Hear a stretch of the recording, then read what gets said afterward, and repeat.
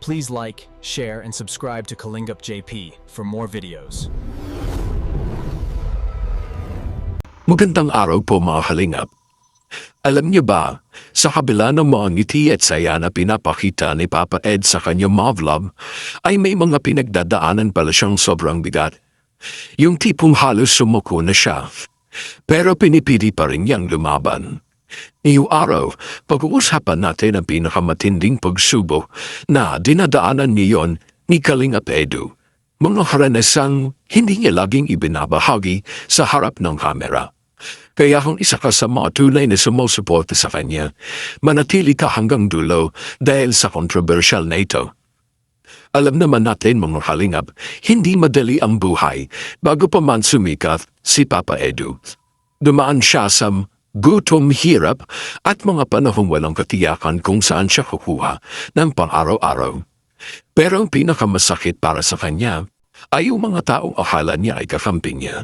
Pero sa huli, sila rin ang unang tumalikod sa kanya. May mga panahong ginamit siya, pinagsalitaan ng masama at pinalabas pa na siya ang masama. Grabe hindi ba? Sa likod ng mga kamera ay may mga gabi raw si Kalingap Edu na umiyak. Tahimik lang kasi hindi niya alam kung tama pa ba yung ginagawa niya o sobra na siyang masasaktan sa mga taong gusto lang manira sa kanya. At dito nagsimula ang kontrobersya mga kalingap. Naalala niyo ba noong panahon na bigla siyang maging sentro ng usapan sa social media? May mga nagsabi raw na nagbago na si Papa Edu. May mga nagsabing hindi na siya tulad ng dati. Pero ang hindi alam ng karamihan, kaya siya nagbago dahil napagod na rin siyang laging tama. Itama ang mga bagay na malit habang may mga taong sinasadya siyang saktan. Minsan, kahit anong kabutihan ang gawin mo, may mga tao sisirain ka pa rin. At alam niyo ba may mga pagkakataon pa na halos gusto na niyang itigil ang pagiging kalingap? Oo, mga kalingap, totoo yan. Kaya sabi niya sa sarili niya, para saan pa? Tutulungan mo na nga ikaw pa ang mali, pero sa bandang huli, na-realize niya na hindi niya kailangan patunayan ang sarili para sa mga taong ayaw naman talagang maniwala sa kanya. Ang maganda mga kalingap, hindi siya pinabayaan ng mga taong totoo, kundi nandiyan lamang ang mga kalingap community, mga solid supporters na laging sumisigaw ng laban lang Papa Eds. Kahit binabato siya ng mga matitinding issue, ay hindi siya iniwanan nito. At dahil dyan bumangon siya ulit, mas malakas, mas matatag, mas totoo sa kanyang sarili. Sabi nga niya, hindi ko kailangang baguhin ang sarili ko para lang magustuhan ng iba. Ang importante, tuloy lang sa pagtulong kahit walang kapalit. Mga kalingap, minsan talaga, yung mga pinakamasasayang tao, sila rin pala ay mga pinakamaraming pinagdadaanan. At si Papa Edu, oo, masayahin siya. Pero may mga sugat din siyang pinatakpan ng kanyang mga ngiti. Kaya kung isa ka sa mga patuloy na sumusuporta sa kanya, tandaan mo, hindi madali maging isang Kalingap Edu. Pero dahil sa pagmamahal ng mga tunay na kalingap, tuloy pa rin ang laban. Kaya ngayon mga kalingap, sasagutin na ni Papa Eds ang pinakamahirap na pinagdaanan niya. Ito, kung may saya naman, meron naman pinakamahirap. Ano yung pinakamahirap na pinagdaanan ni Kalingap Edu? Na matagal mong, na hindi mo pala nakalimutan? Pagkano siguro, pinakamahirap ba dito? Yan kapag siguro, kagaya nung mga times na pag naano yung mga salab team pag nagkakahiwalay. Minsan, may mga times na kahit wala kang ginagawa, ikaw na papagbuntungan ng mga galit na iba kasi hindi nila alam yung mga istorya. Ilang beses na nangyari sa akin, siguro 2 or 3 times, 2 or 2 times. Yung kasi yung una sila, siya hindi pa naman yung masyado ang community nun. Pero itong sumunod, yung mga dalawa, grabe na community. So, may mga solid supporters talaga sila, mga panatiko na kahit anong gawin sa'yo, wala kang laban eh, kasi sila mga trolls lang, wala na silang magawa kundi manira. Talagang minsan below the belt ang sabihin, talagang minsan kung hindi ka magiging matatag, grabe yung pinsala ng mga ano sa'yo. Kasi dati naranasan mo yun, na-stress ka, di ba? Talagang nakita ko nung na-stress ka, grabe yung paninira sa iyo, lahat ng pangbibintang nasa iyo, talagang bibintang na. Pero at least yun, grabe mo nga, naging matibay ka talagang. Oo. Hinayaan mo na lang, pinasa Diyos mo na lang. Oo, tama. Yun. Ito na lang. At tayo na nga po mga kalingap, napanood naman natin ang ibinahagi ni Kalingap Edu.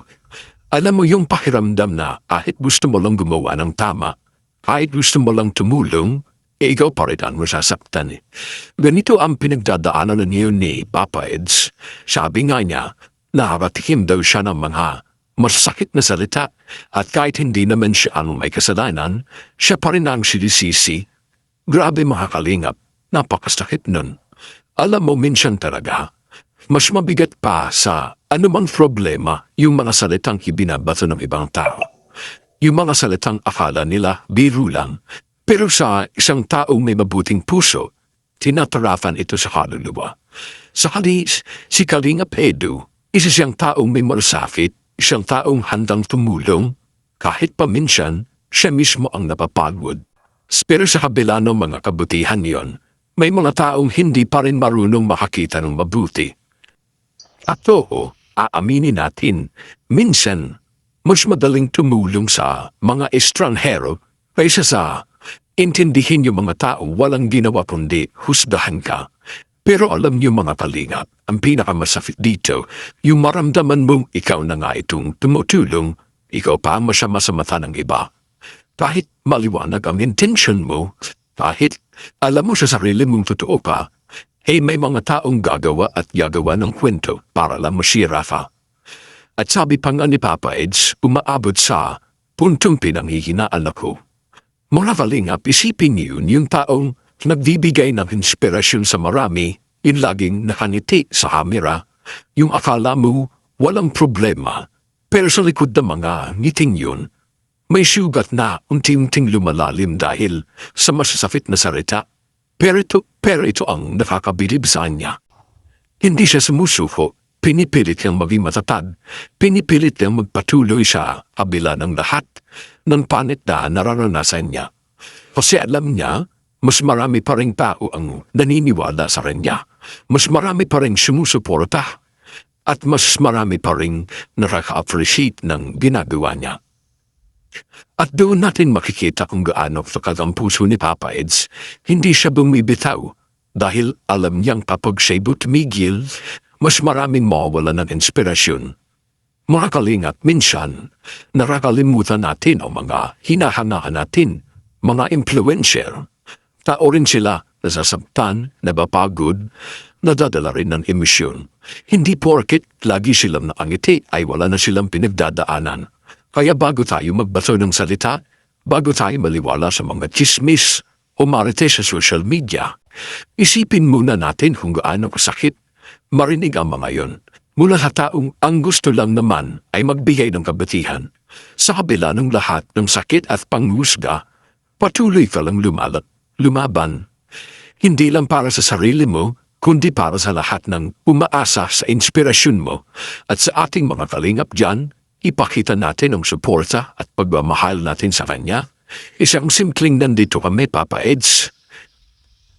Malaking lakas na yun para sa isang pusong marupok pero matapang. Kaya mga kalingap, kung naramdaman nyo rin ang sakit ni Papa Eds, comment niyo sa baba ang mga salitang makakapagpalakas sa kanya. Sabay-sabay tayo, maging dahilan kung bakit siya muling ngingiti bukas. At bago matapos itong video na to, lagi po nating suportahan ang matubang papili, sina Kuya Bal at Kalinga Prab, at ang buong Team Kalingap sa araw-araw ng pagbibigay ng saya at tulong. Salamat po sa panonood, mabuhay po kayo.